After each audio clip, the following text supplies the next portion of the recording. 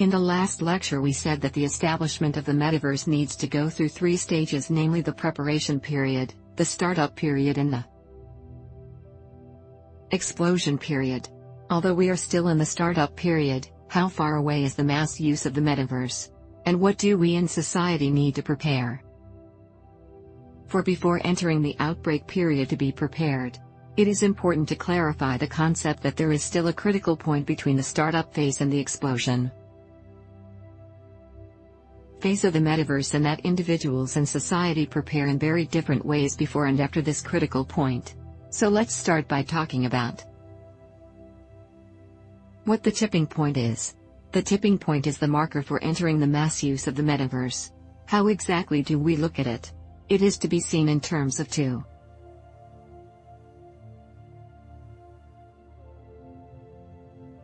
underlying systems of the metaverse. First is the identity system. To reach this tipping point, more than half of the world's population must be able to access the metaverse.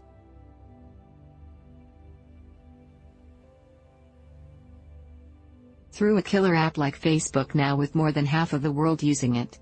This is the killer app for our real-world internet. The second sign, that of course is the value system.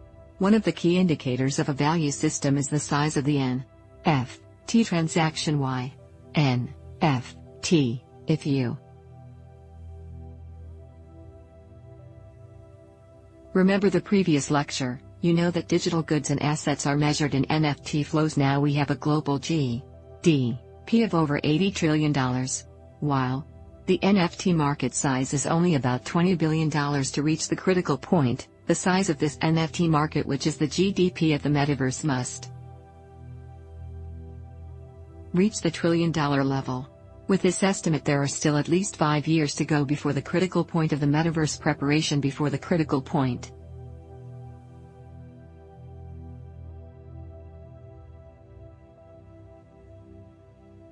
so what do we personally have to do to prepare ourselves to try to participate in the metaverse during these 5 years? That is, before the tipping point? I think the first thing you should consider is how to keep your money safe. I remember in 2017 when CryptoKitties was a very popular blockchain game. At one point it used to be hyped up to several $1 million, but soon after the bubble burst quickly because the market hadn't found a huge application scenario like the metaverse, leading to some speculators losing their money. But now we have entered the startup period from the preparation period of the metaverse. Not only is the underlying blockchain technology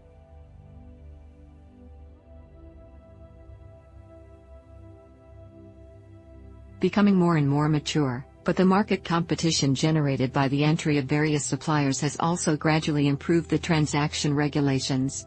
The metaverse industry and metaverse market are showing huge application scenarios and future potential. For example, Facebook has set strict transaction rules for future e-wallets. Christie's Auction House has made more regulations for electronic copyrights of digital auction items. You may be relieved to hear that the security of funds is guaranteed.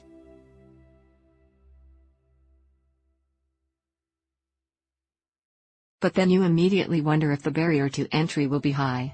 For example, you may have heard that an early CryptoPunk NFT avatar can sell for up to $10 million, but I'll tell you, it doesn't take that much money to buy an NFT avatar that could potentially become the digital identity of the metaverse in the future.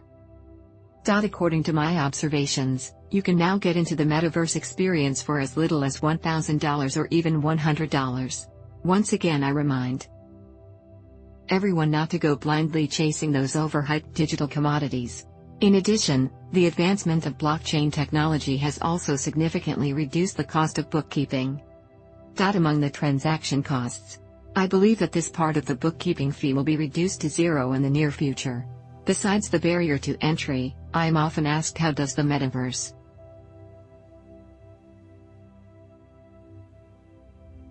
guarantee the security of my privacy? Well, I have to tell you that not only do you not have to worry about personal privacy leakage in the metaverse, on the contrary, it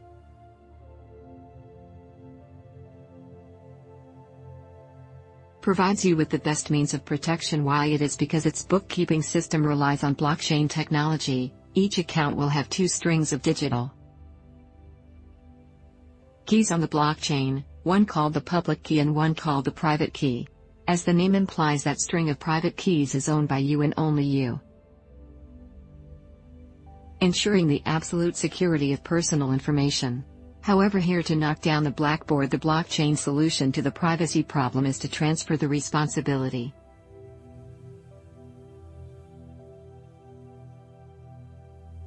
of protecting privacy from the institution to the individual.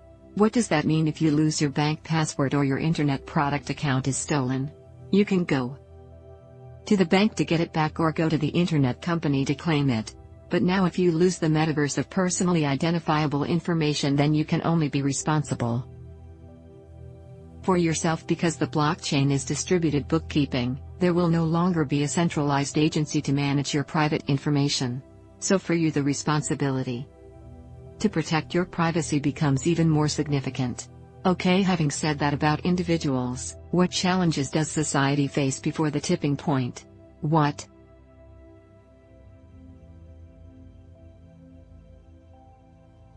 do we need to be prepared for?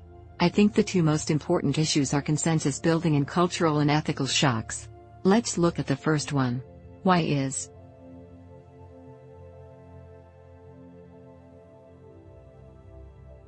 consensus building so important?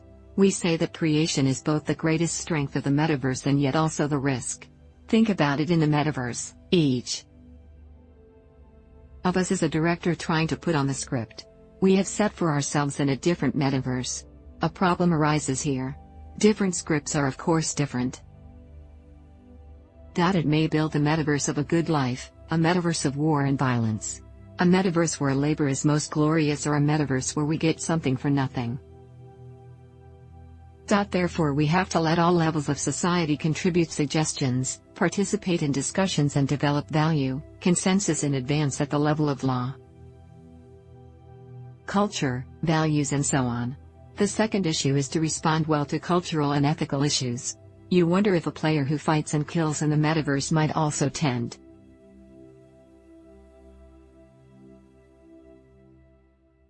to be violent in reality. More seriously, violence in the digital world has little impact on the human psyche, which means that the cost of crime becomes lower compared to violent conflicts. In reality, individuals have to pay a huge price, both in terms of possible legal sanctions and may bring economic losses, but will undoubtedly have psychological damage. But in the digital world, this sense of impact may simply be the disappearance of a digital character on the screen. Looking further in the digital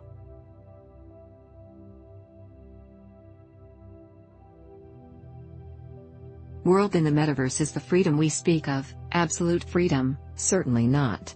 The digital world also requires laws and even stricter norms.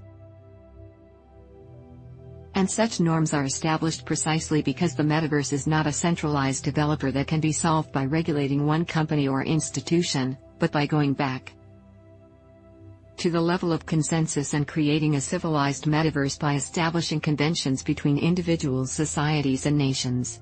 Of course, there are many more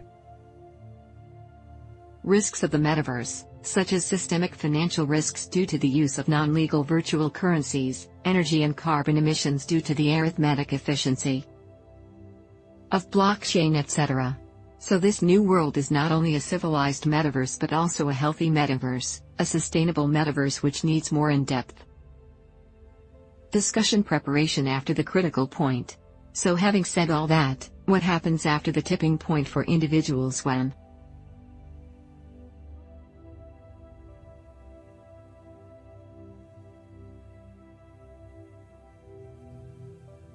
the metaverse becomes the main place for daily consumption, socializing and even working? It requires individuals to allocate their time, well, arrange their lifestyles, and reasonably balance their lives in the digital world and the real world. And for society, there is more to do after entering the tipping point of the metaverse. Let's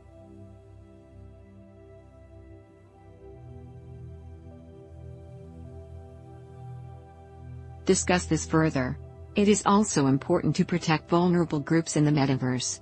For example, what are the vulnerabilities in the metaverse? Most of them are those who did not join the metaverse train before the tipping point. As with digital payments, there are always going to be some people who will have difficulty adapting due to their age, education, and various problems.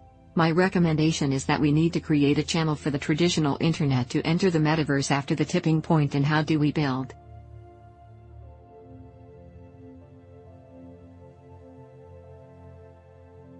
this channel? We discussed last time that there are 4 levels of suppliers involved in the process of building the metaverse, how to get suppliers to participate in the construction of the metaverse, and how to dig out the landing scenarios. Creating consumer scenarios is a great way to start the process of bringing the metaverse into the common life of the public as soon as possible, like the Central Land that we mentioned earlier, which is a virtual reality platform of metaverse running on Ethereum. In this 3D space you can buy and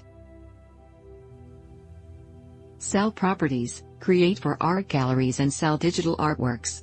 You can even cooperate with offline companies to invest and build your land in the virtual space. This is to make it easy for more people to access the metaverse and enter it by creating specific consumption scenarios. Furthermore, after the tipping point, the government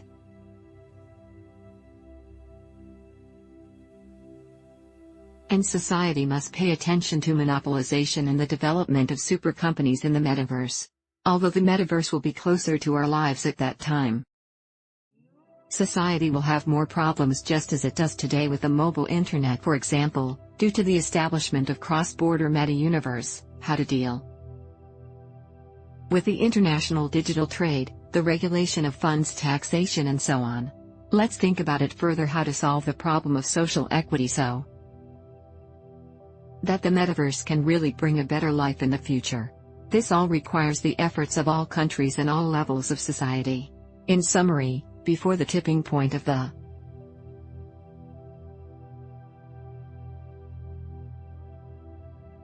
metaverse explosion, individuals should pay attention to the safety of funds involved in the metaverse and be more aware of their privacy responsibilities. On the other hand, society needs to build consensus and reduce cultural shocks after the tipping point. Individuals should maintain good physical and mental health, as well as good time management. The country and society should lower the threshold for entering the metaverse on the one hand, and restrict the emergence of monopolistic metaverses on the other. That's all for today. See you in the next session.